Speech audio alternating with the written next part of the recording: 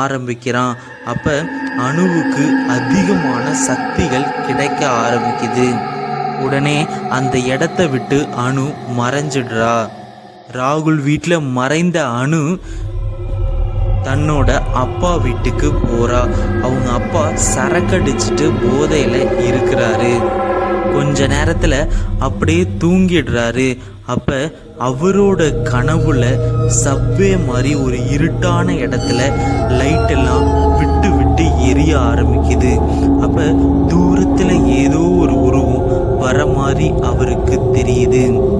அதை உத்து பார்க்கும்போது யமதர்மன் கையில ஆயுதத்தோட வந்து இவரை கொல்ற மாதிரி தெரியுது. டக்குன்னு முழிச்சுக்கிட்ட இவரு சுத்தி பார்க்குறாரு. அப்ப எதுக்க தான் கொன்ன பொண்ணு எதுக்க வந்து இவரை கொல்றதுக்காக வெறியோட நிற்கிறா. அதை பார்த்த உடனே, அம்மா என்னை மன்னிச்சுக்கோமா, நான் தெரியாம பண்ணிட்டேம்மா. என் மண்டைக்குள்ள ஓடுற ஜாதி வெறி